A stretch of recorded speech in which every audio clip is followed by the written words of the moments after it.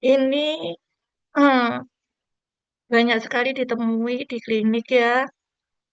Sekarang obesitas itu menduduki ranking kedua kalau nggak salah atau ranking pertama dari kelainan endokrin yang ada di kelainan yang ada di endokrin yang ada di klinik di samping DM. Hmm, Obesitas adalah akumulasi lemak jaringan adiposa yang berlebihan atau tidak normal dalam tubuh. Hmm, Obesitas meningkatkan diabetes mellitus, penyakit kardiovaskuler, hipertensi, dislipidemia. Prevalensi obesitas memburuk selama 50 tahun terakhir dan obesitas adalah penyebab kematian yang dapat dicegah kedua setelah merokok. Jadi eh, kalau kan penyebab kematian ada yang dapat dicegah, ada yang tidak. Yang dapat dicegah itu sebenarnya yang pertama adalah merokok, yang kedua adalah obesitas. Penyebab obesitas adalah penyebabnya multifaktorial, meliputi genetik, budaya, dan sosial. Faktor genetik, obesitas sangat dapat diwariskan dengan ditemukannya banyak gen yang dikaitkan dengan adipositas dan penambahan berat badan. Budaya dan sosial, berkurangnya aktivitas fisik, insomnia. Insomnia juga bisa memicu obesitas karena biasanya sugar craving-nya kalau untuk insomnia. Kemudian gangguan endokrin, pengobatan, aksesibilitas dan konsumsi karbohidrat berlebih, makanan tinggi gula, serta penurunan metabolisme untuk menghasilkan energi.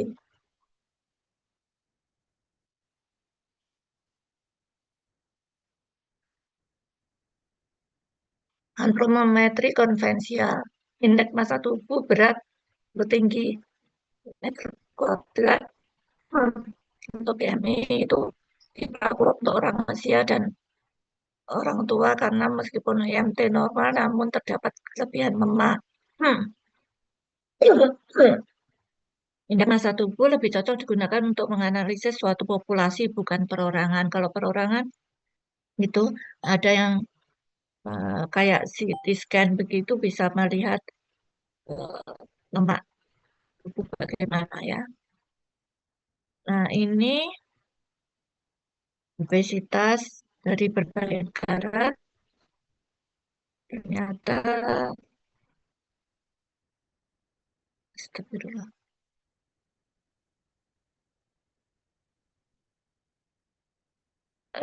di internasional lebih dari 30, baik masuk obes, pre-obes 25, kebanyakan begitu.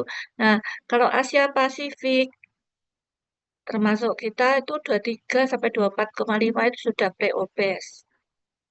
Korea, Jepang juga, Cina juga. Ya, yang di sini yang mungkin yang kita 23 sampai 24 itu sudah pre-obes. 25 itu sudah obesitas untuk Asia Pasifik.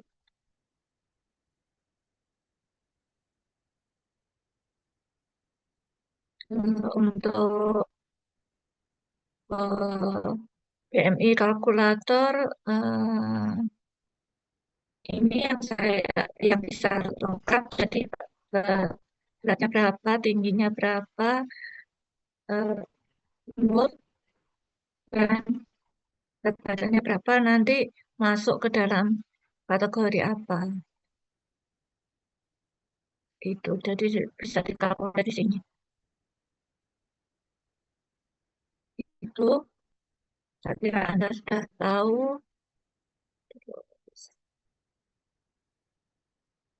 Balik ke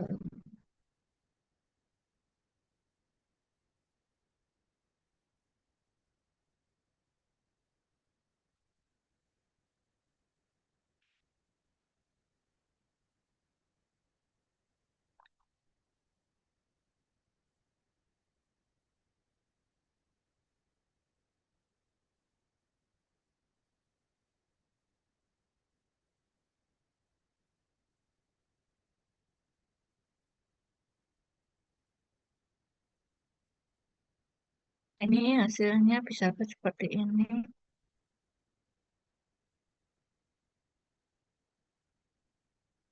Nah, ini analisa cara mengetahui komposisi tubuh, lemak tubuh.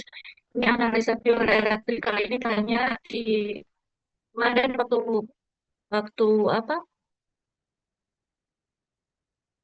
Waktu ICOD juga ada skin analisa bioelektrikal yang sering dipakai, digunakan praktis dan akurasinya cukup tinggi. Meletakkan kaki di atas sensor, kemudian tangannya juga diletakkan begitu.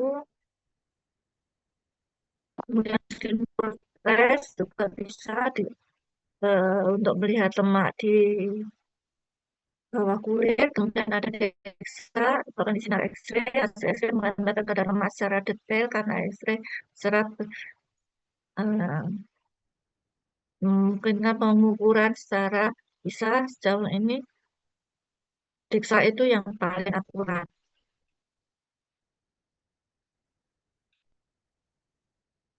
Wah, oh iya deh.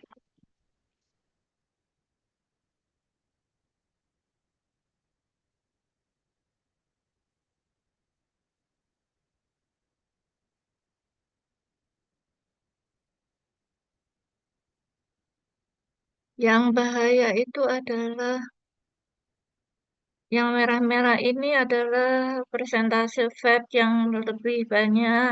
Hasilnya DEXA itu seperti ini. Medium fat itu hijau, kemudian low fat itu low fat yang hijau, kuning yang medium ya.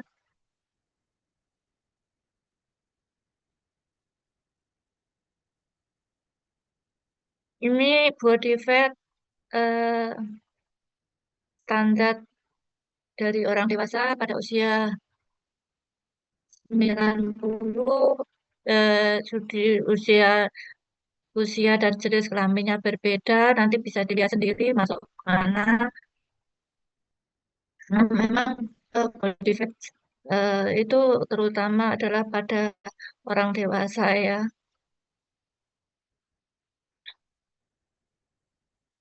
Untuk lingkar pinggang adalah indikator lemak intraabdomen. Lingkar pinggang diukur dengan pita. Kalau orang menurut WHO, orang dewasa Asia terkena obesitas abdominal bila lingkar lingkar eh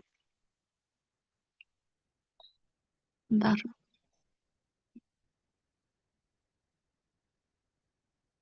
kayaknya bila lingkar pinggangnya lebih dari 90 untuk laki-laki dan wanita lebih dari 80. Obesitas juga diperkirakan dengan nilai ketebalan area triceps, biceps, subscapular, dan suprailiaca. Ini saya kira tidak perlu diketahui ya. Ini yang mungkin Anda eh, tahu. Ini menurut WHO seperti ini. Jadi underweight itu kurang dari 18, normal 18 sampai 22, pre-obese 23 sampai 24, overweight 24 sampai 29 itu kelas 1 obes, kelas 2 obes 30 sampai 34 dan kelas 3 obes 35. Kemudian apabila ini disertai dengan abdominal obesity di mana wanita lebih dari kurang dari 85 meskipun usia eh, meskipun sama kelas OPEX di sini eh, bedanya di sini eh, terjadi peningkatan, di sini sudah moderate morbidity. Jadi eh, seperti eh, berarti juga yang ini normal pamannya. Ini normal, tetapi bila lingkar pinggangnya kurang dari 85 itu masih masuk average. Tapi kalau sudah lebih dari 85 atau sama dengan 85 ini sudah comorbidity-nya sudah increase. Jadi lingkar pinggang itu eh, salah satu faktor yang menentukan terjadinya apa menentukan kena eh, resiko penyakit pada penderita yang obes gitu. Selain BMI, ya.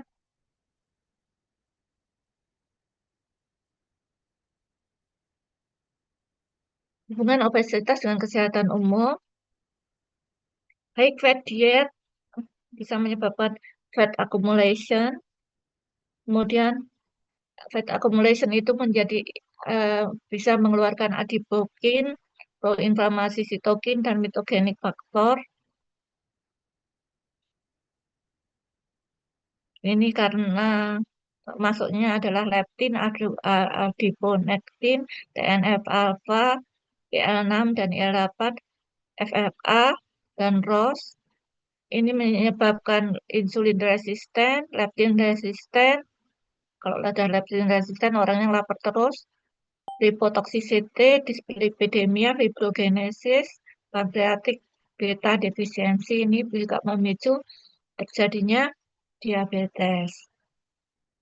Nah, lebih tinggi lagi, obesitas with associated disease. Jadi kalau di sini ada masih kecenderungan di sini sudah penyakit penyakit yang sering adalah malignant tumor, CVD, cardiovascular disease, type 2 diabetes mellitus dan liver disease. Ngerti ya? Sampai sini mengerti? Mengerti, dokter. Mengerti, dokter. Mengerti, dokter. Oke.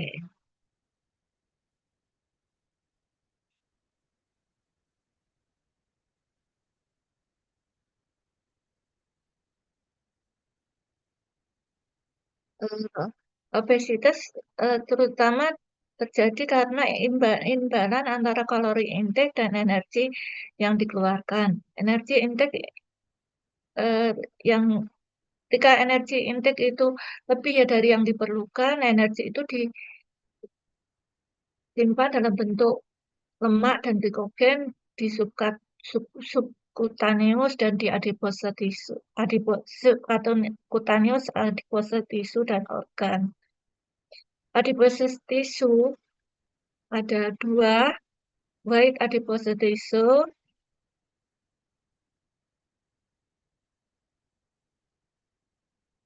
active as an active endocrine and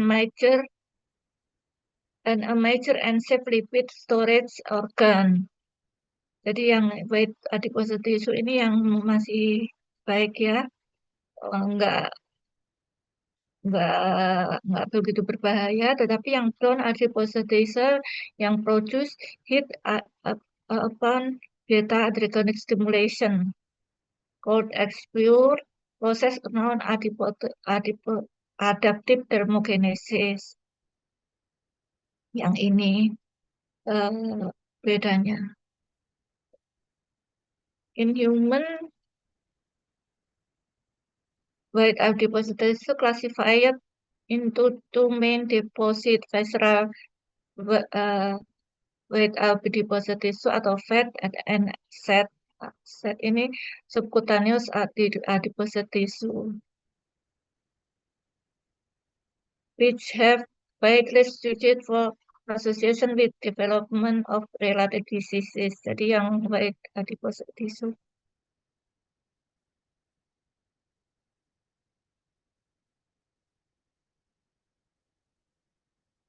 It represent kalau brown adipose tissue represent merely one or two until two of fat, but it's vital maintaining hemostasis and so beneficial effect on blood glucose. Saya kebalik tadi ya, jadi yang vital deposit tissue itu yang aktif endokrin dan major shape, shape lipid storage organ. Jadi yang white itu yang sebenarnya tidak, yang lebih ber apa berhubungan dengan beberapa penyakit gitu. Ini yang perlu diketahui bahwasanya jaringan lemak itu menyebabkan infiltrasi makrofag, sekresi sitokin tadi sudah ya, inflamasi, TNF-alpha, interleukin interleukin 6, 8 memicu sel lemak untuk mensekresikan inflamasi sitokin IL-4, IL-10, IL-13 dan IL-19. Jadi ini masih dalam keseimbangan. Namun bila sekresi antiinflamasi ini menurun dengan bertambahnya jumlah lemak tubuh, akhirnya tidak, tidak terjadi keseimbangan antara antipro dan antara pro dan antiinflamasi. Ya apa sih? Keliru.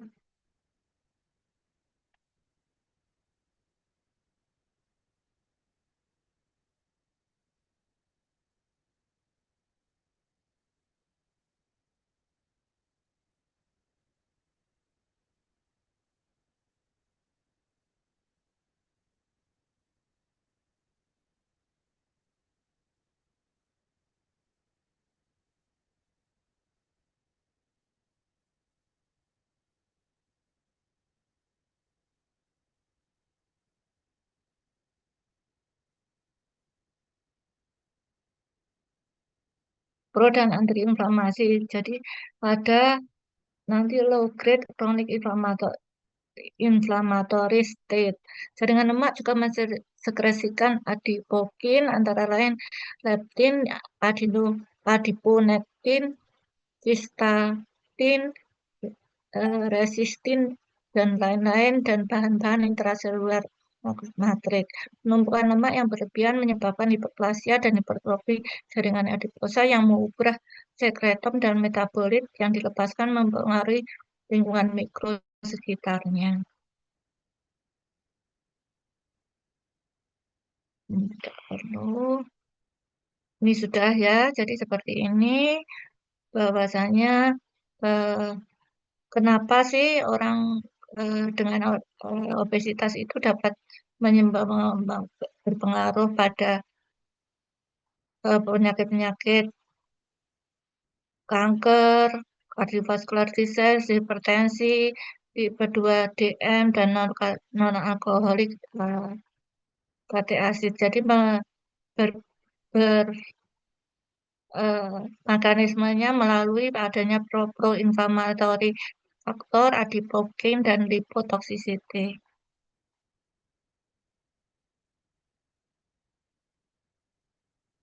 Ini hanya apa hubungan-hubungannya. Obesitas berpengaruh pada coronary artery disease, kemudian gagal jantung dan arteriosklerosis, hipertensi, dislipidemia, kemudian 13 obesitas juga berhubungan dengan 13 tipe kanker. Kemudian ini ini ini saya ambil dari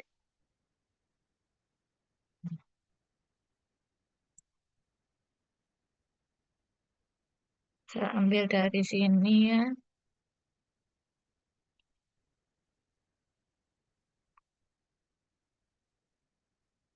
Nah, apa hubungan obesitas dengan kesehatan rongga mulut? Eh, Higher BMI itu berkaitan erat dengan dental karies, periodontitis, dan tooth loss. Itu. Nah, sebaliknya, perbaikan oral hygiene itu juga eh, kemungkinan berhubungan dengan BMI yang rendah. Jadi kalau oral hygiene-nya bagus, ternyata juga BMI-nya juga lebih rendah. Tapi ini juga tergantung populasi yang diteliti ya. Obesitas dan karies berhubungan dengan diet tentu saja, konsumsi karbohidrat yang refine, misalnya gula, gula putih itu, terus gula cair yang banyak beli di toko itu kan dikasih fruktosa ya, itu lebih gula cair itu lebih tinggi nanti untuk meningkatkan obesitasnya. Eh, Hubungan antara obesitas dan periodontitis itu banyak mekanismenya. Obesitas berhubungan dengan low grade chronic inflammation yang berhubungan yang merupakan contributing factor in periodontitis. Kalau digambarkan itu seperti ini, jadi obesitas ini mengeluarkan eh, ini eh, sitokin ini juga akan berhubungan eh,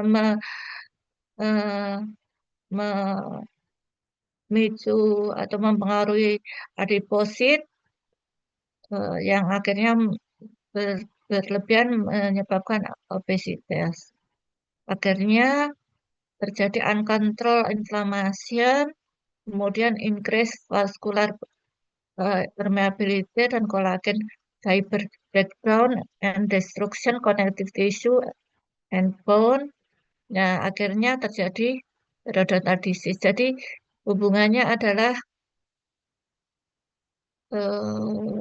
pada obesitas ini hubungan antara periodontium, periodontal disease dan obesitas adalah hubungan yang timbal balik seperti ini. Ini sudah lewati aja, materinya banyak sekali. Eh, untuk sekian untuk yang obesitas. Sebentar,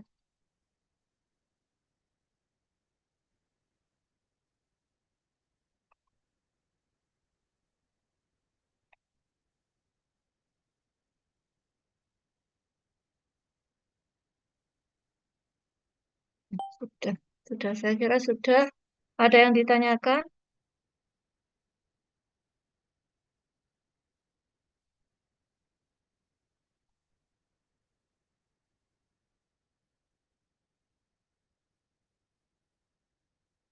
Sebelum kita beranjak ke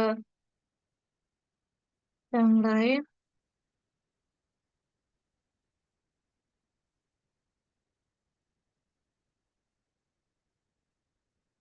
lanjut ya.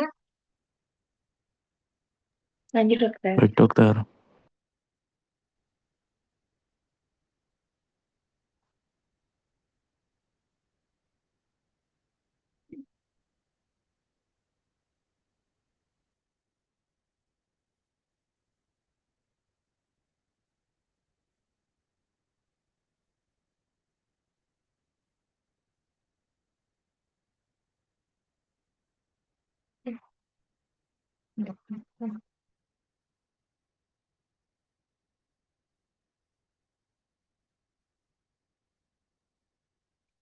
Oke.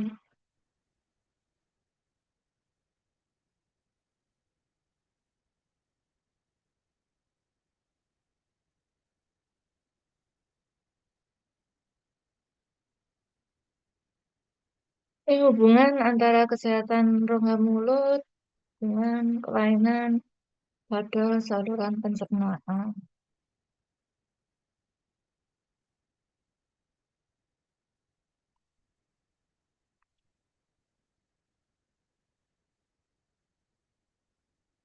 Saluran pencernaan merupakan rute utama pemberian obat, penyerapan, biotransformasi, dan detoksifikasi dan ekskresi. Banyak pasien kedokteran gigi memerlukan terapi obat di mana farmakokinetik dapat berubah jika ada disfungsi gastrointestinal.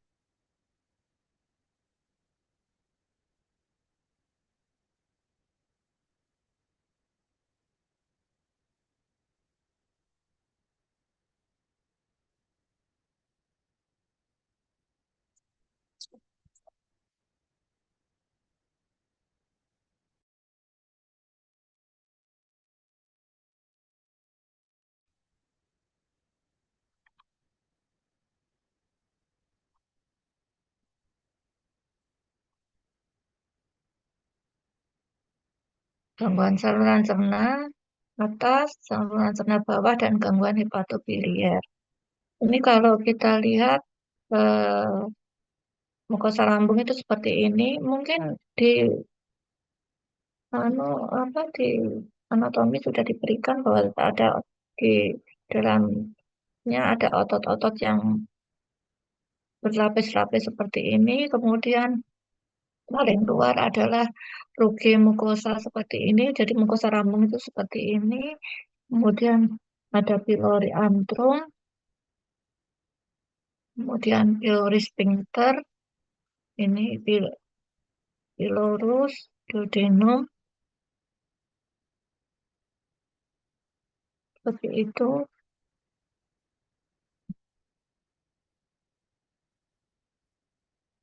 Proses pencernaan ditentukan oleh hidrolisis molekul besar yang tidak dapat diserap menjadi molekul yang lebih kecil dengan bantuan enzim yang dapat diserap melalui epitel saluran pencernaan. Dari saluran cerna, zat yang dicerna diangkut oleh pembuluh darah dan saluran limfatik. Sisa makanan yang tidak tercerna biasanya serat selulosa dikeluarkan dari saluran pencernaan melalui rektum dan anus.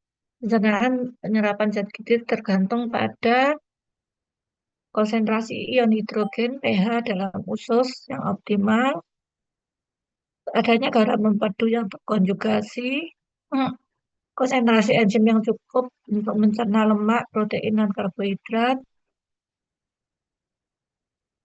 mobilitas usus yang memadai, dan mikrobioma usus yang normal. Ini mikrobioma ini menjadi suatu apa ya tren yang sekarang banyak dipelajari karena itu ternyata mempengaruhi keseluruhan dari kesehatan tubuh kita, mikrobiota usus itu, terus itu.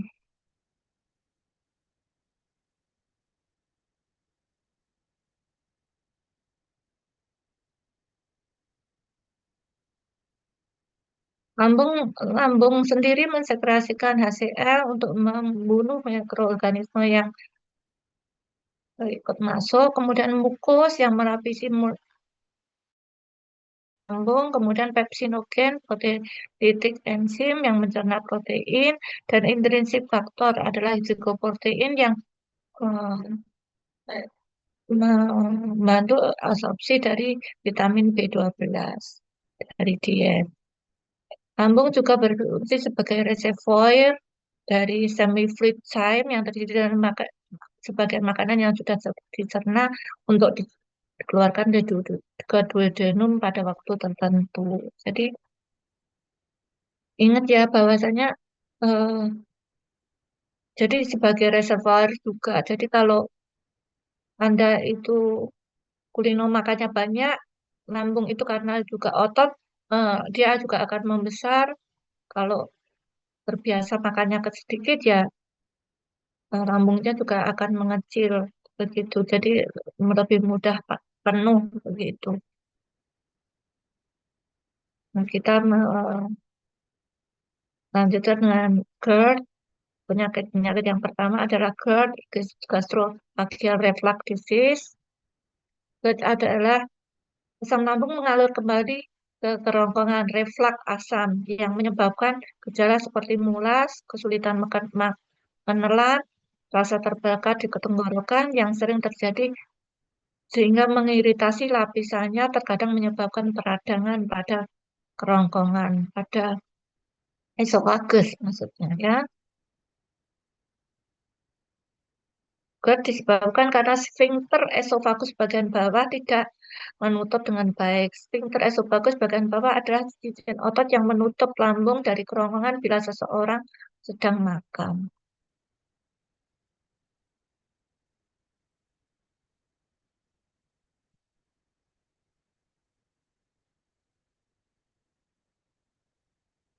Pada kondisi normal terjadi relaksasi sfinkter esofagus bagian bawah untuk tujuan menghilangkan tekanan di perut dari gas dan pada waktu menelan makanan yang disebut mekanisme bersendawa. Fenomena ini adalah proses fisiologis hanya terjadi dalam kondisi posisi yang tegak. Pada posisi berbaring, sfinkter esofaga mencegah regurgitasi dari isi lambung.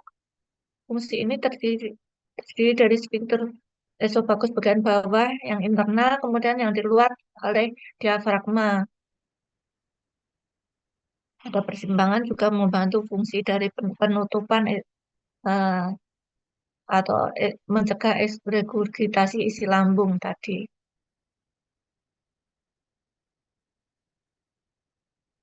Patogenesis dari GERD adalah inkompensasi dari sfinkter oleh karena pembedahan, skleroderma, obat-obatan termasuk antikolinergik, kombinasi vasokonstriktor, nikotin. Nah, kalau sudah punya GERD jangan merokok, estrogen, progesteron, dan kehamilan. Gaya hidup termasuk kebiasaan makan yang buruk seperti makan dalam posisi yang banyak, berbaring setelah makan, makan gorengan, serta makanan berlemak juga memicu terjadinya GERD. Stres yang terkait dengan kecemasan juga diketahui memperburuk refleks asam. Manifestasi oralnya, kalau GERD itu sampai dengan eh, asamnya sampai dengan rongga mulut, bisa menyebabkan eritema dan atrofi mukosa. Kemudian non-karius surface loss terdiri dari erosi yang biasanya di lingual dan palatal saja, bukan bagian vokal dan labial ya, karena eh, asamnya kan ada dari bawah gitu. Bisa dimengerti? Bisa dimengerti yang paling bawah? Aduh, Bisa, dokter. ya. Kemudian hiatal hernia ini mirip dengan GERD adalah penyempitan antara esofagus dan lambung yang mencegah reflux dari isi lambung ke esofagus yang ditentukan oleh sphincter dan lubang diafragma yang seperti itu tadi. Nah, ini normalnya itu seperti ini. Hmm, Kemudian kalau hiatal hernia itu di sini terjadi herniated atau pelebaran. Hmm, Kalau yang di sini lebih parah lagi. Hiatal hernia adalah sebagian lambung herniated ke rongga dada karena pelebaran dan kelemahan hiatus. Hiatusnya ini lemah.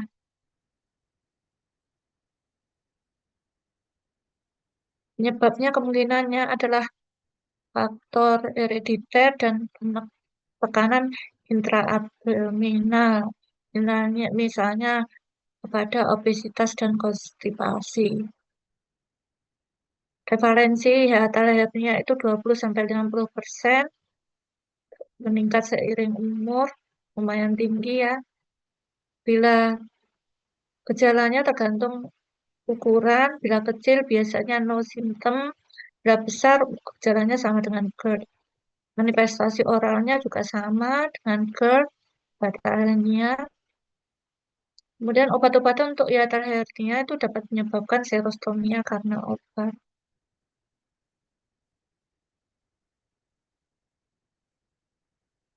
Enggak begitu banyak yang eh,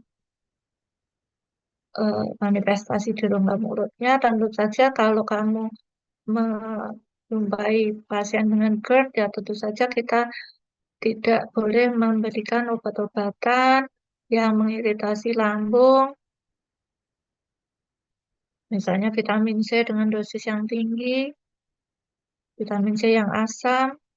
Maka di klinik itu biasanya kalau orangnya mempunyai gastritis atau GERD, kita bisa memberikan eh, vitamin C eh, yang bentuknya ester.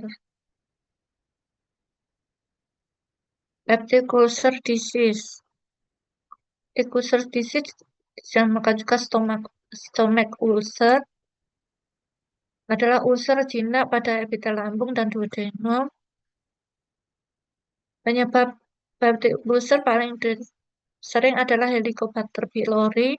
Nah, ini Helicobacter pylori itu punya kemampuan untuk hidup dan dapat menembus dari eh, lapisan eh, mukos yang ada di lambung itu.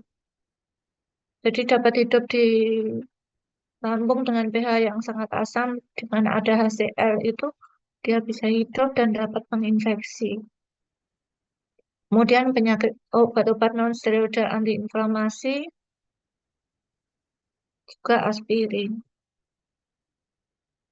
Peptic ulcer disease prevalensinya 11% dan sampai dengan 14% pada wanita, 8% sampai dengan 11%. Ternyata peptic ulcer lebih banyak pada laki-laki, karena apa? Karena ya banyak laki-laki yang lebih banyak yang merokok, kemudian pasien dengan chronic renal disease dan alkoholik. Alkoholik.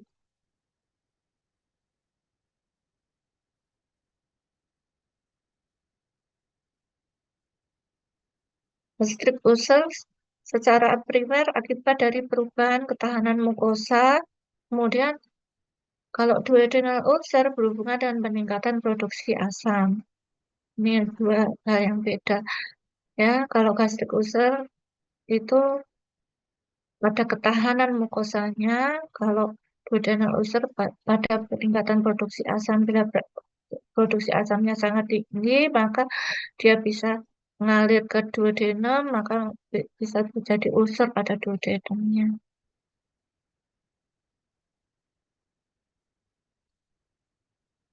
Helicobacter pylori berperan penting dalam perkembangan peptic ulcer baik di gastritis, di gaster maupun di duodenum, yang menjadikan ulcer menjadi ulcer kronis. Gejalanya sakit epigastrik yang menyebar ke belakang, terasa terbakar, kadang-kadang disertai mual dan muntah. Rasa sakit pada ulcer duodenum akan membaik setelah makan. Sebaiknya ulcer pada lambung sering terpicu dengan adanya makanan. Ini dua hal yang bisa membedakan apakah ulcer ada di duodenum dan atau ulcer ada di gaster. Obatannya antasid compound, antibiotik untuk menghilangkan helikobacter bakteri, kemudian hadir histamin 2 ya, blocking agent untuk mengurangi sekresi dari asam lambung, atau mucus protective drug seperti sucralfate itu untuk melapisi mukosa lambung.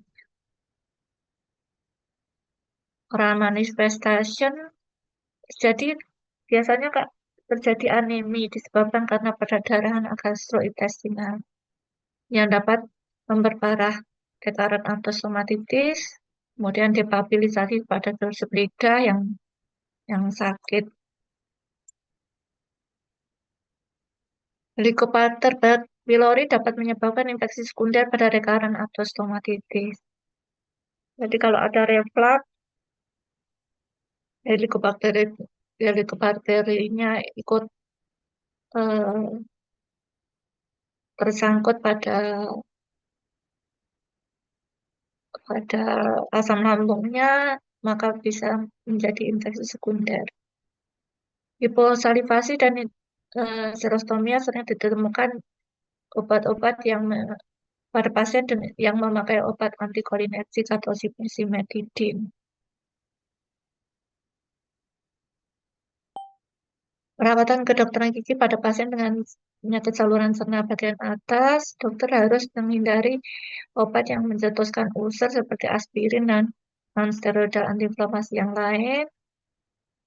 Nah, simetidin dan ranitidin itu juga ini yang biasanya diminum sama pasien ya, itu mempunyai efek trombositopenia. Nah, ini meningkatkan resiko perdarahan dapat menghambat penyerapan antibiotik dan antifungil. Maka hati-hati pada penderita dengan yang sering minum ranitidin dan simetidin. Kalau Anda mau cabut gigi dan mau lakukan eh, pembedahan apapun, meskipun scaling dapat menyebabkan perdarahan. Kemudian antibiotik juga tidak bisa diserap dengan sempurna.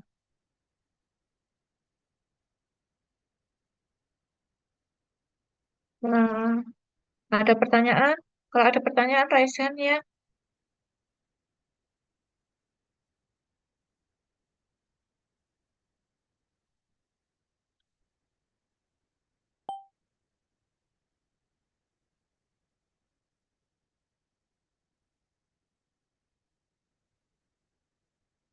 Kita ke cyst dari lower digestive tract-nya.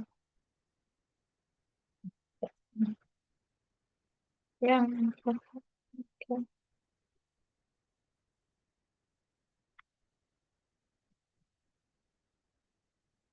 cyst of the lower digestive tract. Yang pertama adalah inflammatory bowel disease yang terdiri dari Crohn disease dan ulcerative colitis. Ini jangan kemarin juga ada pasien dengan ulcerative colitis juga ditemukan di OM medicine. Dia juga menderita recurrent aphthous stomatitis. Immune mediated inflammatory response etiopathogenesisnya T-cell mediated response pada individu secara genetik memang rentan dan dipicu oleh hal yang belum diketahui dengan jelas yang berinteraksi sama mikrobiom usus. Mikrobiom usus itu sangat sangat sekarang ini menjadi fokus kajian ya karena pengaruhnya sampai dengan ke mental juga gitu ya, ke psikologi seseorang. Crohn disease terkait dengan T helper 1 ya 17 respon yang meningkatkan interleukin 17, interferon gamma serta TNF alpha yang semuanya meningkatkan inflamasi. Ulcerative colitis dimediasi oleh TH2 yang mengaktifasi sel B dan NK sel yang mengeluarkan EL5 dan EL13. Ada genetic susceptibility, yaitu abnormalitas gen NOD, nucleotide binding oligomerization domain containing protein 2. Mutasi pada NOD2 menyebabkan gangguan dalam pengenalan bakteri usus, sehingga memicu respon inflamasi kronis. Ini salah satu patogenesis penyakit Crohn itu Crohn disease. Environmental factor itu meliputi diet, baik saturated fat, lemak jenuh, jadi yang tinggi makanan yang tinggi dengan lemak jenuh, kemudian proses meat, misalnya sosis, kornet dan sebagainya itu yang di daging yang sudah diprosesing. Antibiotik juga menyebabkan disturbances of host microbiome and gut usus yang meningkatkan resiko IBD. High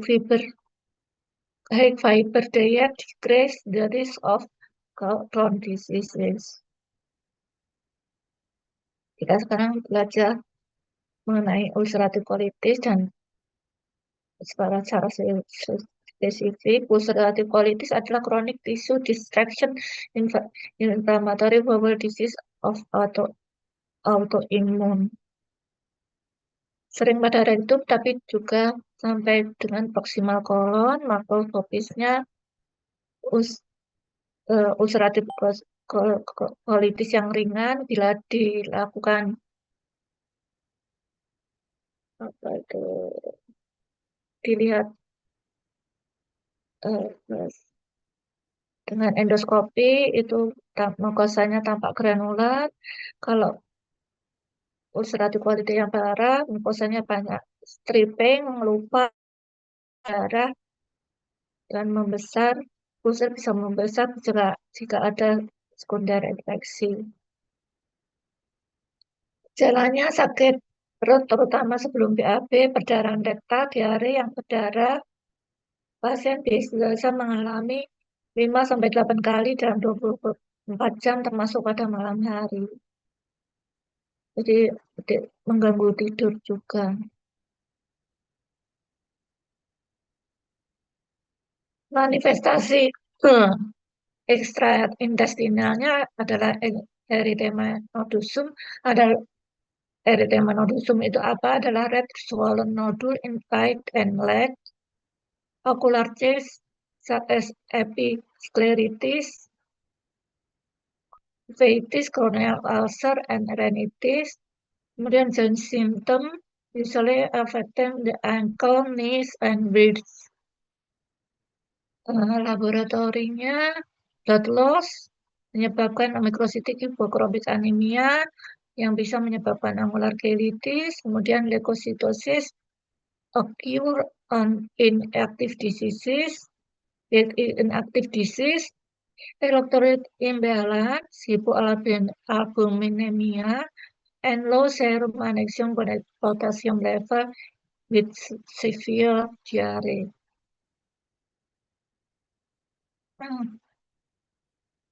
Nah, ini manifestasi oralnya piostomatitis vagetan itu adalah pathognomonic oral sign, minor aphthous ulcer, lichen planus, dental caries, gingivitis, dan periodontitis, halitosis, dyschezia, dry mouth, karena saliva flow yang turun oleh karena steroid yang digunakan dalam jangka waktu yang panjang.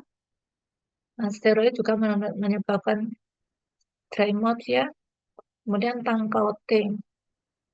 Ini adalah salah satu ulcer pada soft palate pada penderita dengan ulcerative colitis seperti ini.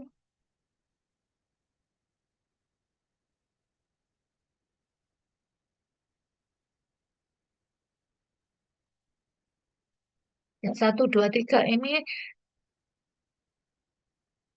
exhibits relapse and remission with severity of ulcerative colitis. Jadi berhubungan dengan relapse dan remisinya berhubungan dengan ulcerative colitis.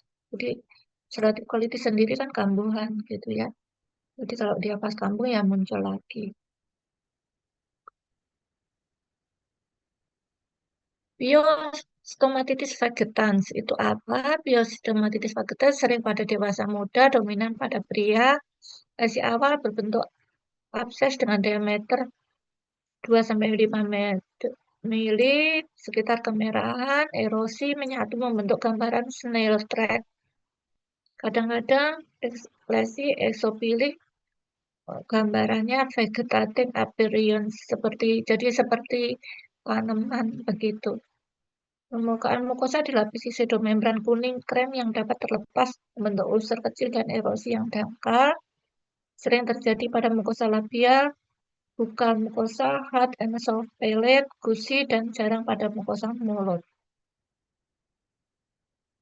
HPA-nya hiperkeratosis, akantosis, intraepithelial, dan subepithelial, epithelial microabscess with prominent neutrophil and eosinophil infiltrate. Nah, ini gambarnya seperti ini ya. Ini kan awalnya kan bintik-bintik seperti ini. Nah, kalau eh, menyatu bisa seperti ini. Ini pustula, multiple exopilic diritic pustula on erythematous base that cover gingiva and oral mucosa. Seperti snail track, di apa ya? Jalur eh, siput begitu. Nah, kalau gambarannya secara klinik HPA seperti ini, ada akumulasi sel-sel eosinofil yang banyak sekali seperti ini. Ini absesnya.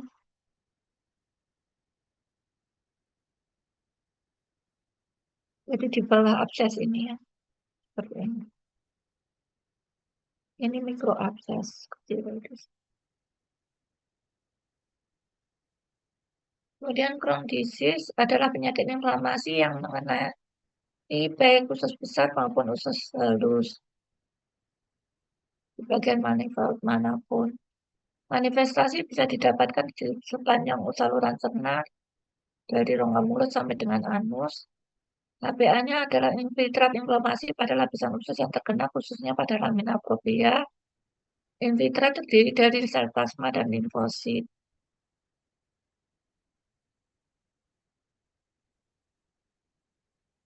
Manifestasi oral meliputi limfodenopati, granulomatosclerosis, pak mukosa, jadi nanti ada gambarnya, jadi kayak ada tag gitu, apa ya, saya menerjemahnya ke bingung. Cobblestone appearance di mukosa mulut, full thickness gingivitis, stark horning pada ductus submandibular,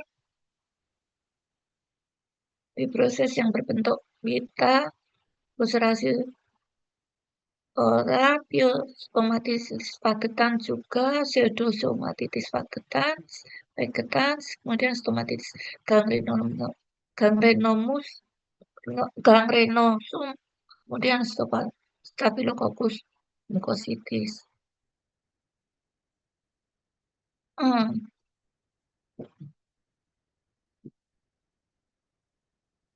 Ini pseudostomatitis ini bedanya adalah dengan yang piostomatitis itu adalah karena di sini banyak deposit IgG ya. Nah, yang tadi kan sel-sel radang.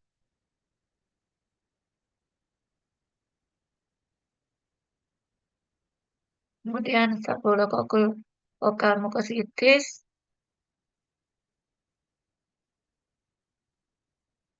juga associated Crohn disease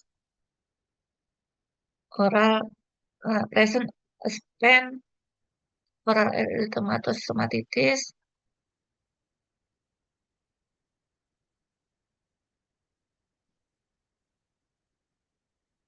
Nah, kalau ini ya harus diberikan antimikrobial treatment supaya lebih cepat sembuh. Nah, ini cobblestone appearance. Ini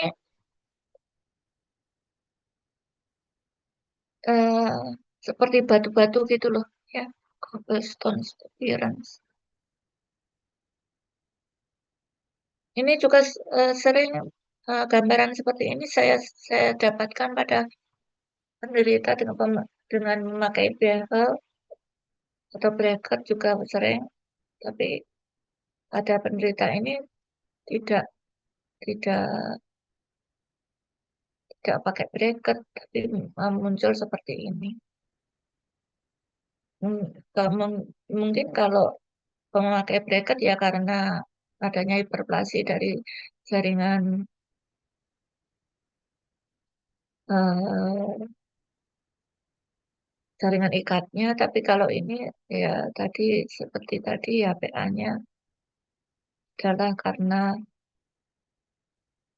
infiltrasi sel radang. Kemudian ini granulomatous kemudian ini mukosal tag. Jadi seperti penonjolan gitu biasa bisa bentuk bulat, bisa seperti gelambir begitu, seperti eh, memanjang begitu, warnanya mirip dengan sekitarnya itu bisa merupakan manifestasi dari eh, Crohn disease, ya, bukan sesuatu yang normal. Maka kalau ada seperti ini, ditanyakan pada pasiennya apakah ada gangguan pada saluran cernanya. Ini pada gusinya bisa seperti ini, hiperplastik cobblestone like gingival arthritis. Nah, ini ulcer besar, kemudian warnanya kuning, dengan erythematous border. Ini, ini pasiennya ternyata terkena IBD juga, irritable bowel disease, Crohn disease,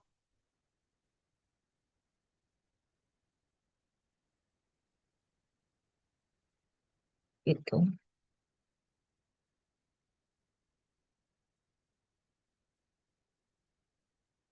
Nah, ini linear ulceration, ini ada mucosal tag-nya juga. Ini juga ada linear ulceration seperti ini.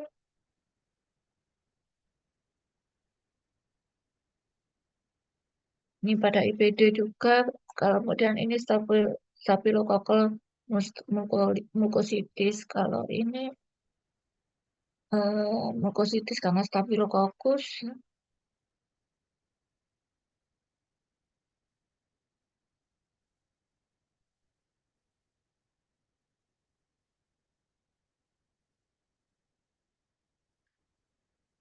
Juga gambaran-gambarannya mucosal erythema, tiba-tiba ada kemerahan di sini, di gusi.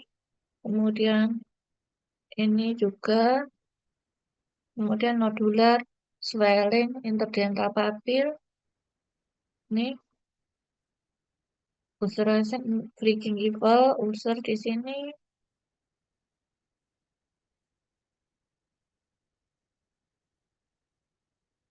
Linear ulceration with hyperplastic margin involving end of alveolar mucosa. Di tepinya meninggi. Makanya itu pada pasien-pasien di oral medicine ada ulcer, kita harus eh, tanyakan kondisi umumnya bagaimana supaya kita bisa menegakkan diagnosis dengan pasti. Seperti ini, mungkin ini lesi kalau kita tidak waspada, mungkin dia dianggapnya ini adalah sesuatu keadaan yang umum saja. Ini gambarannya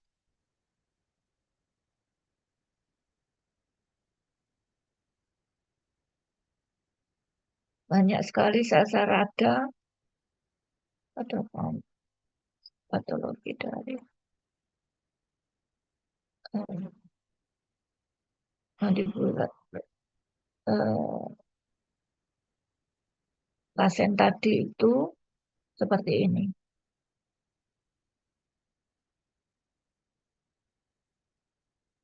Kemudian Peutz-Jeghers syndrome. Eh, Peutz-Jeghers syndrome itu adalah kondisi bawaan yang ditandai dengan peningkatan resiko polip hamartomatous di saluran cerna, serta kanker payudara, usus besar, rektum, pankreas, lambung, testis, ovarium, paru-paru, leher rahim, dan kanker jenis lainnya. Polip hamartomatous adalah polip jinak yang berbentuk akibat pertumbuhan berlebihan jaringan norma yang tersusun secara tidak teratur, disorganisasi di lokasi asalnya tanpa pengobatan. Jadi polip ini sendiri sebenarnya adalah polip yang jinak.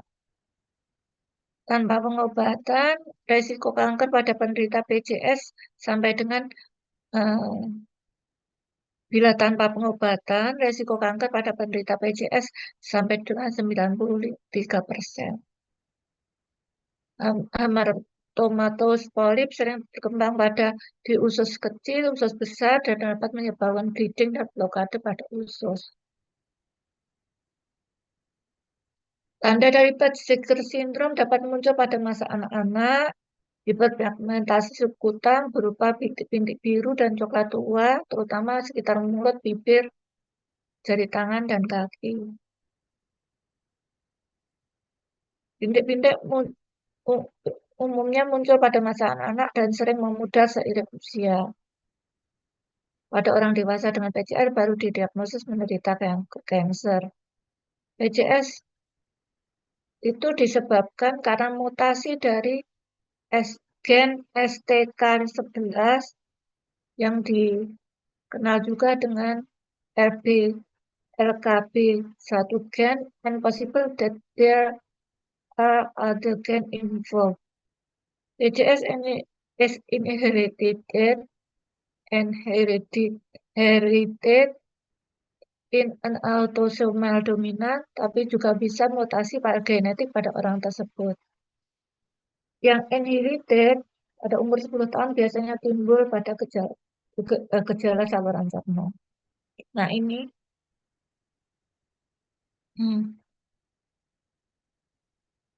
the spot pada Peutz-Jeghers syndrome bisa biasanya pada mulut, bibir, mata, hidung, hands and feet, and anus. Makulanya coklat tua hingga hitam, multiple, bulat, oval, kecil-kecil, diameter 1-5 mili, batasnya jelas dan permukaannya rata.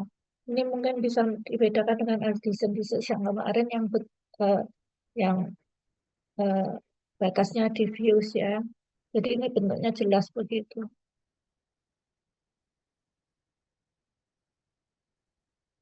Bisa ya mendeteksi ini. Jadi kalau pada anak-anak muncul ini, maka segera dirujuk ke bagian onkologi karena kemungkinan terjadinya kanker sangat tinggi.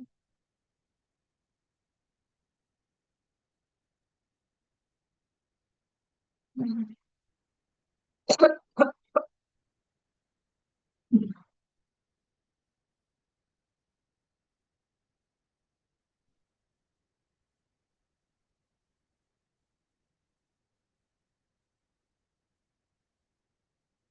Gejalanya small bowel obstruction kepada gastrointestinal bleeding, anemia, stomach pain, into suspicion of small bowel, usus masuk ke dalam usus yang sebelah distal yang menyebabkan pain, nausea, dan vomit, ususnya terlipat begitu.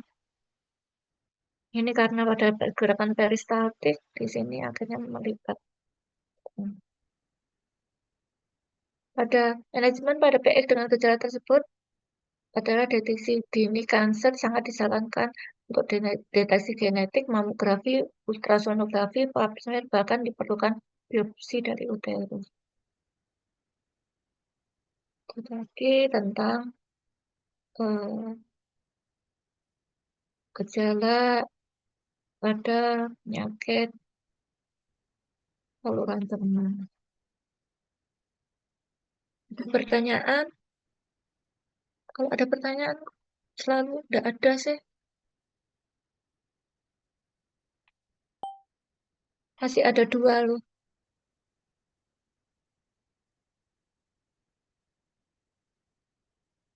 Ada dua lagi.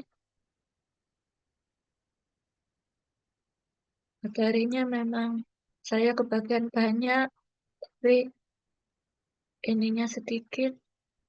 Jadi saya mencoba untuk eh, menerangkan yang hal yang penting-penting aja.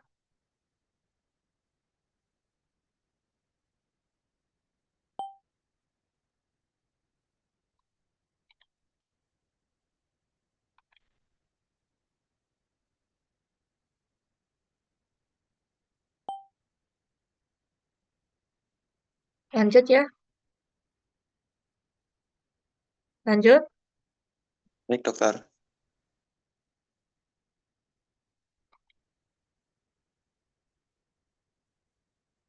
Yang ini adalah hubungan antara penyakit ginjal dan kesehatan rongga mulut. Ini mungkin sudah dikasihkan ya, bahwa di sini ini renal cortex, kemudian renal medula, kemudian ini pembentukan urin, ini ada aferen arteriol, kemudian ini ada glomerulus, kemudian ada filtrat primer, kemudian ini diasopsi, kemudian air dan sebagainya diasopsi, kemudian diresorpsi kembali, kemudian muncul dibuang melalui urin yang setelah dibersihkan ini di tubulus ini eh, di kapiler peritubular akan dikeluarkan, dimasukkan ke masuk ke dalam vena renal. Ini sudah tahu ya kapsula Bowman itu apa,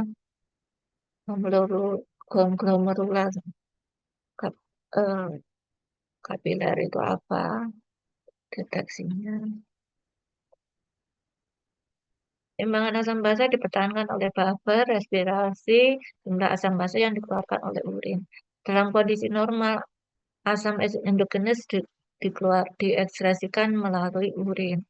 Jika glomerular filtration rate menurun, maka kapasitas tubulus untuk ekspresi H2 menjadi kewalahan, maka terjadilah metabolic acidosis. Gejalanya adalah anoreksia, nausea, fatigue, weakness, and small respiration. Terengah-engah napasnya. Penyakit yang pertama adalah acute kidney injury. Acute kidney injury defined by rapid increase in serum creatinine, a decrease in urine output or birth. Jadi serum kreatinin meningkat karena peningkatan jumlah serum kreatinin maupun urin kreatininnya sendiri yang menurun. Penyebabnya sepsis, shock, medication, surgery, pregnancy, related complication, and trauma. Normal, kaki akut kidney injury biasanya dibagi dalam 3 kategori, pre-renal failure, post-renal failure, and acute intrinsic renal failure.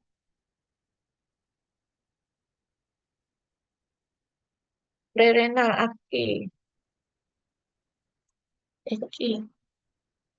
caused by inadequate blood flow to the kidney without a significant structural damage. Kemudian rapidly reversible following volume expansion. Jadi volume responsif renal acute, and the underlying cause that result volume depletion. Jadi misalnya darahan dan sebagainya ya. Bisa juga septic shock, endotoxin mediated vasodilatation, and loss of extracellular volume from diarrhea, vomiting, and blood loss from trauma. Yang intrinsik lagi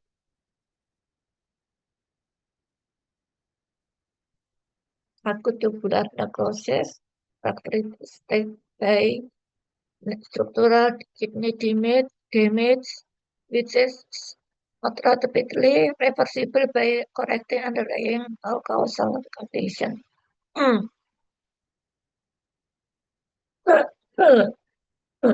Metabolisme pada bagian medula ginjal itu sangat aktif. Butuh energi yang banyak karena itu struktur vaskular dan suplai oksigen pada daerah tersebut terbatas sehingga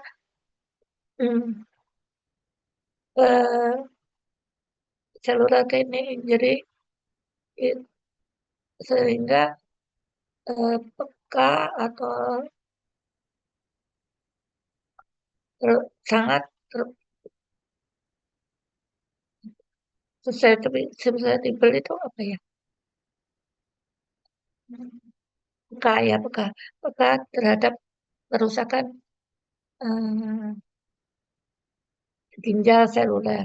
Gejala klinisnya hypertension, proteinuria, microcytic hematuria, and RBC case, ada silindri pada sedimen urin itu ada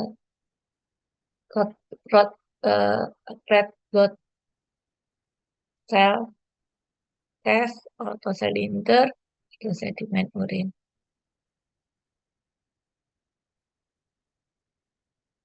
Penyebabnya infeksi membranoproliferative glomerulonephritis dan progressive glomerulonephritis. Glomerulonephritis associated with endocarditis. Membranoproliferative glomerulitis disebabkan oleh imun kompleks dan complement mediated immune response.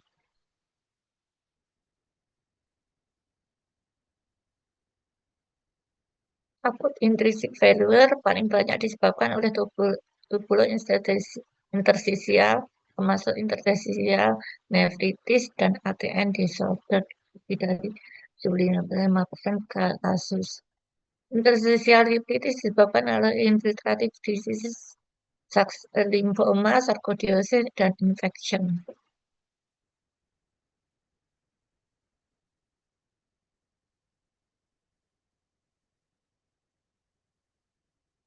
Renal acute kidney injury caused by inadequate blood flow to the kidneys without significant structural damage. Reversible following the volume infection, seperti tadi ya, penyebabnya sudah saya jelaskan juga, septic shock, endotoxin mediated vasodilation, and loss extracellular. Tadi sudah, kemudian intrinsic lagi.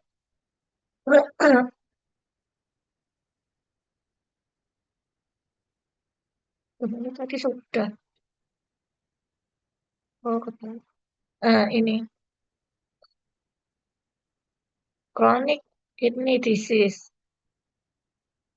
Yang tadi akut, yang ini kronik.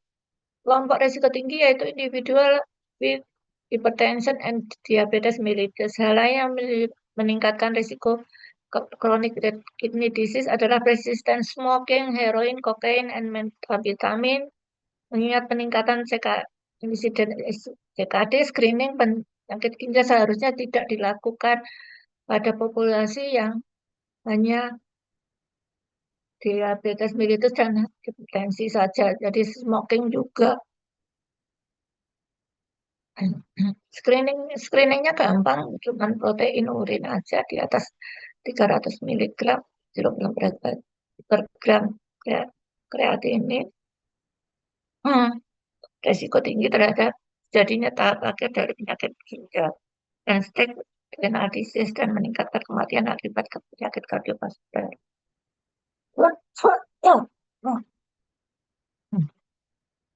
Suara saya hampir habis. Manifestasi oral dari chronic renal disease, oral mukosanya adalah uremic stomatitis, purpura, fungal infection, oral mucosa ulcer, oral malignancy, and other oral mucosal condition. Lung conditionnya bisa tongue coated, dialisis related amyloidosis, jadi ada amyloidosis biasanya nanti pasiennya jadi makroglosia, kemudian oral leukoplakia dan periodontal condition. Periodontal conditionnya itu induced gingival enlargement, periodontitis, dan ada periodontal condition juga. Heart tissue lesionnya, tooth condition, dental caries, and dentalism, tooth periapical lesion, other condition. Conditionnya bisa renal osteodystrophy, primary hyperoxaluria, kemudian ada bone condition. Oral simptomnya dari CKD itu adalah xerostomia, altered taste perception, jadi perubahan pengecapan, halitosis, kemudian manifestasi yang lain-lain juga banyak, masih banyak.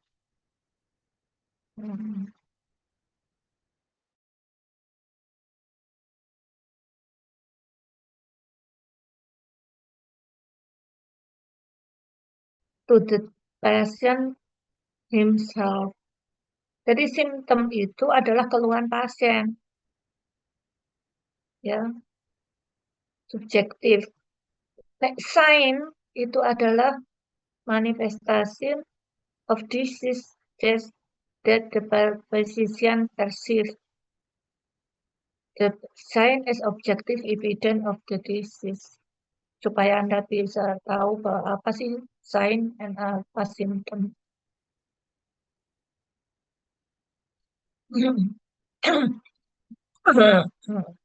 Etiologi dan patogenesis dari oral simptom dari CKD adalah xerostomia.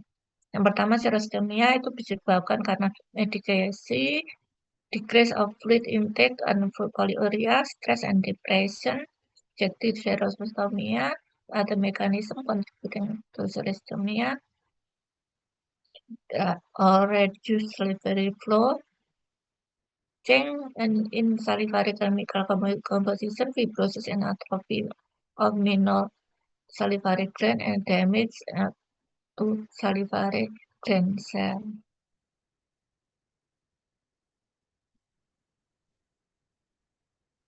Penelitian menunjukkan bahwa lesi oral lebih banyak ditemukan pada orang dengan GFR lebih rendah.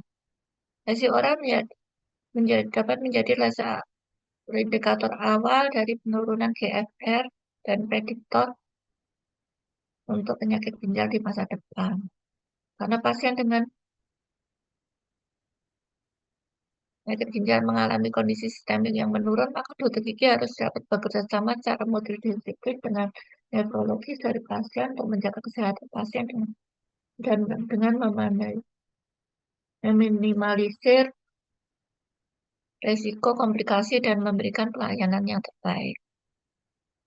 GFR itu glomerulus filtration rate, dia bisa diukur di lab, biasanya eGFR. Sebaiknya nefrologi juga harus mengetahui pentingnya perawatan di rongga mulut dan gigi dalam kesehatan pasien dan memastikan semua fokus infeksi kronik maupun akut pada gigi dihilangkan sebelum terapi, terutama sebelum pasien menjalani transplantasi ginjal. Memang transplantasi ginjal adalah eh, apa ya, solusi utama.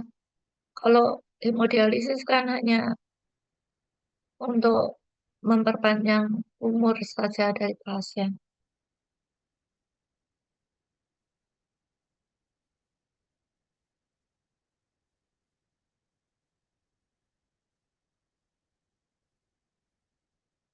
Kondisi yang harus diperhatikan dokter gigi dalam perawatan penyakit ginjal, kondisi hematologi, adanya risiko anemia, hipertensi, dan increased bleeding. Medikasi, hal yang perlu diperhatikan adalah penyesuaian dosis antibiotik, karena pasien ini tidak bisa mengekspresikan antibiotik, maka antibiotiknya biasanya nanti dipindahkan. Abnormalitas elektrolit pada pasien dengan end-stage renal disease, yaitu adanya hiperkalemia dan hiperfosfatemia dan hipokalemia, kalsemia. Obat yang memperpanjang waktu perdarahan harus diperhatikan pada penderita end-stage renal disease.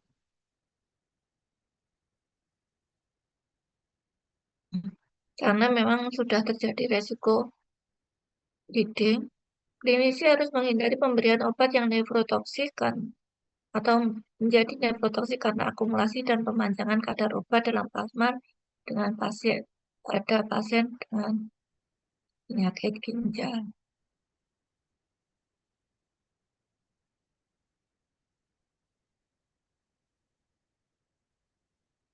Antibiotik batremia sering terjadi akibat gangguan fungsi ginjal dan dapat menyebabkan infektif endokarditis. Diperlukan profilaksis antibiotik sebelum perawatan kedokteran gigi kepada pasien dengan renal disease dan pasien yang menjalani transplantasi ginjal.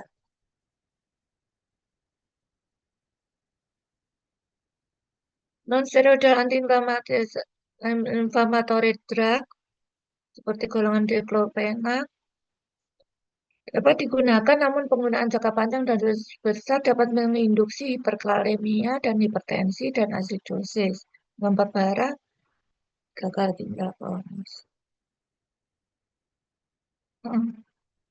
Ini ada beberapa panduan ya, nanti bisa dibaca saja bagaimana apa yang boleh. Seperti ini amoksisilin, ada penderita stage 1 sampai dengan 4 itu yang 500 gram hanya diperbolehkan ada setiap 12 jam. Jadi bukan 3 kali sehari ya, 2 kali sehari. Kalau stage 5 itu 250 setiap 12 jam. Karena apa? Karena pengeluaran pada urinnya mengecil sehingga dosis segitu juga akan dapat merusak ginjalnya. Gitu.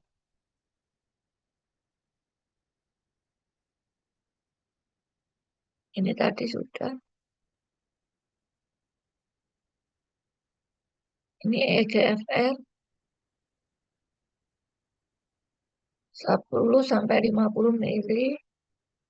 Saya seperti ini. Bila kurang dari 10 mili bisa dikurangi seperti ini.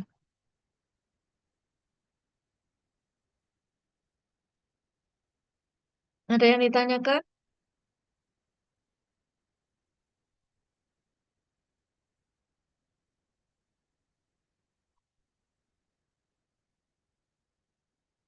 Besar.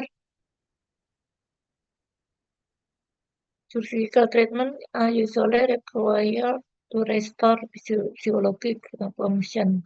Intrahepatic cholestasis biasanya disebabkan karena neoplasm, metastasi karsinoma adenoma, toxic drug, chemical, hepatitis, parenteral nutrition, and sepsis, ischemia, endocrine disease, and hereditary disorder. Hereditary disorder sendiri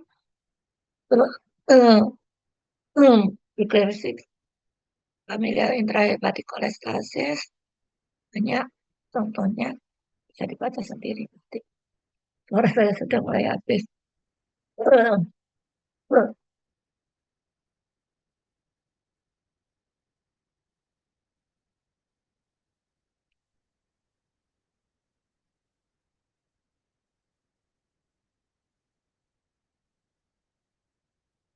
Saya tidak tahu.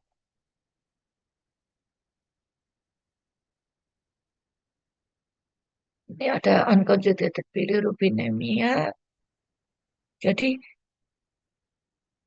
bilirubin itu bilirubin bebas yang dipecah dalam suara saya kok habis ya. Kan terminum dulu ya.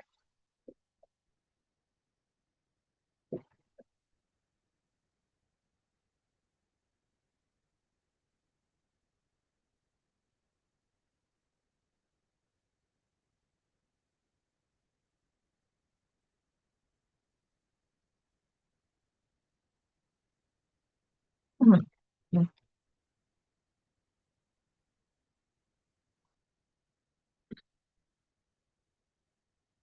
Unconjugated bilirubinemia, mutated bilirubin, with one or two molecule glucuronic acid via transaction of uridine 5 diphosphoglucuronic transferase 1A1 to OGT1A1 related to expression. Genetic mutation in this enzyme prevent reaction. Repeat syndrome terkait pada polymorphism dan dari promoter gen UGT1A1 dan Sickler-Najar syndrome usually mutation of UGT1A1. Peningkatan destruksi sel darah merah juga menyebabkan peningkatan kadar unconjugated bilirubin pada darah seperti dijelaskan pada materi John yesterday.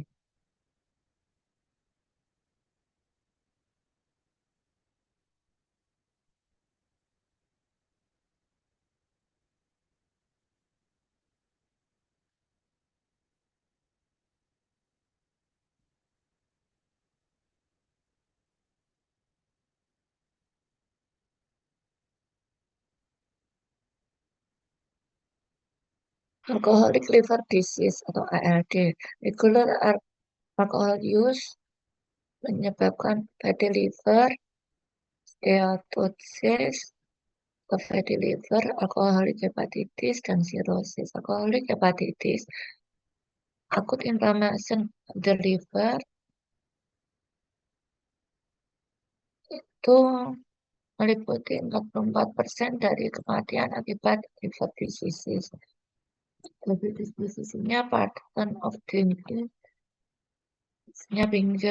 drinking yang terus-menerus, kemudian tipe alkohol, perempuan terutama perempuan lebih lebih peka daripada laki-laki, obesitas, kemudian genetic factor. Related to body polymorphism of the gen coordinate of alcohol metabolism dan malnutrition. Kalau ada hepatitis C, memperparah risiko alkoholik liver disease.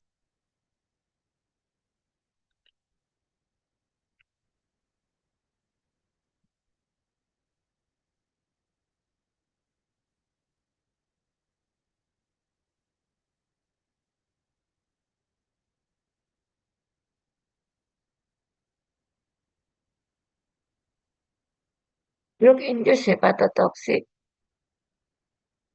Yang direct ini yang sering, ini sudah hal yang lain ya.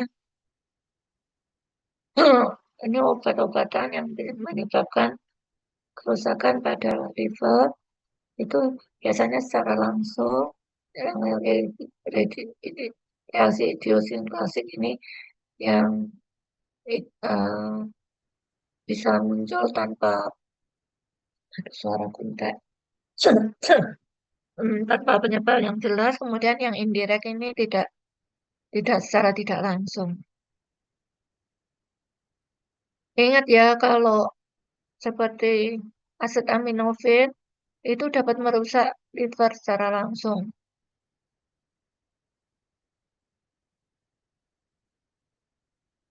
Paracetamol itu loh ya.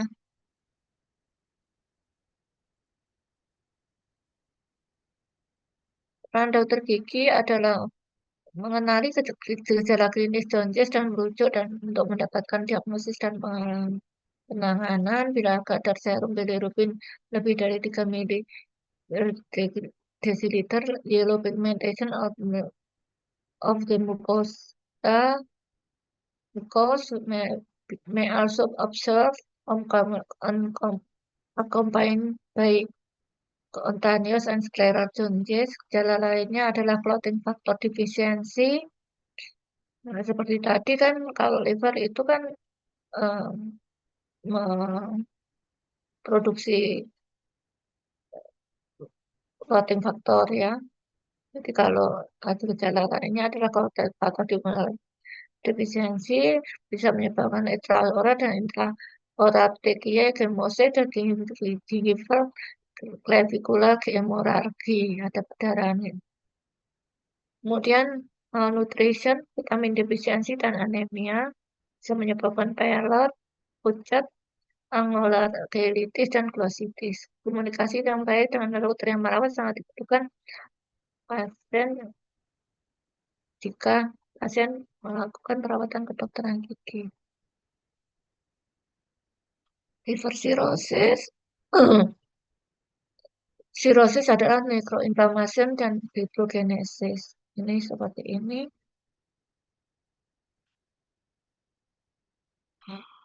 Penyebabnya seperti ini, etiologinya. Jadi semua penyakit tadi bisa menyebabkan fibrosis dan scarring.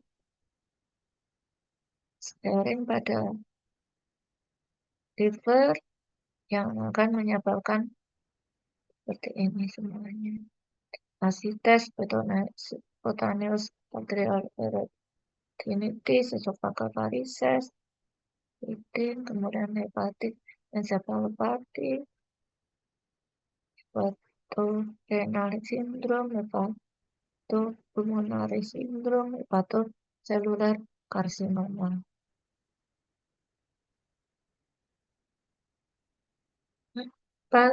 Pasien ke dokter gigi dengan riwayat sirosis, karena sirosis itu juga didapat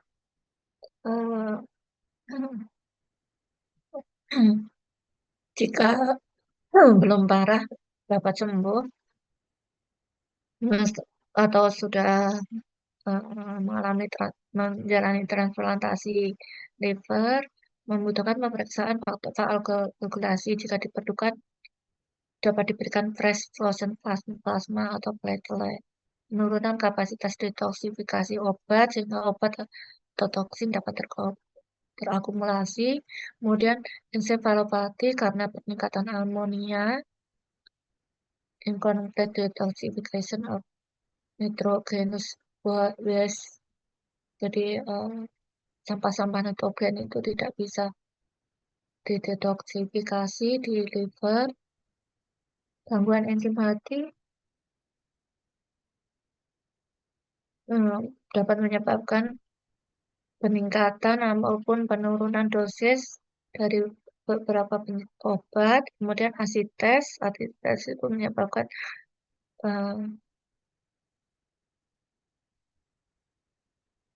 pasien itu tidak bisa didudukkan secara tegak. Kemudian imunosupresi yang berkaitan dengan liver transplantation pasien.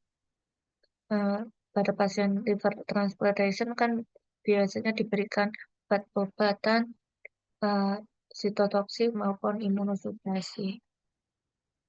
Gitu. Yang terakhir, ada pertanyaan? Izin bertanya, dokter. Ya. Izin bertanya mengenai yang gagal ginjal tadi. Apakah pada Hmm. orang penyakit gagal ginjal itu ketika cuci darah dan minum antikoagulan itu efek sampingnya bisa menyebabkan ekimosis, Dok? Iya, betul. Perdarahan dan ekimosis, jadi ada purpura gitu. Jadi kalau kalau kamu mau cabut gigi atau mau karena penderita gagal ginjal itu kan eh, dia dialisis ya. Dialisisnya itu waktu dialisis itu diberikan heparin supaya tidak menggumpal darahnya. Itu yang menyebabkan perdarahan. Jadi biasanya itu kalau kamu lakukan pencabutan ataupun treatment yang lain pada penderita gagal ginjal, maka lakukanlah pada sejauh mungkin dari waktu dialisisnya. Seperti itu. Juga tadi pada gagal ginjal kronis, oral simptomnya itu kan eh, perubahan rasa, menyebabkan perubahan rasa. Nah, perubahan rasa itu disebabkan oleh karena apa, dokter? Atau disebabkan karena Pada penumpukan zat di sel metabolisme atau apa? iya betul karena penumpukan amonia dan sebagainya itu di dalam di dalam aliran di dalam mulut bisa menyebabkan perubahan pengecapan kan eh, nitrogen sampah-sampah nitrogennya tidak bisa dikeluarkan ya amonianya tidak bisa dikeluarkan lewat urin ya jelas Jelas. Baik, terima kasih banyak, dokter. ya sama-sama ada lagi yang tanya.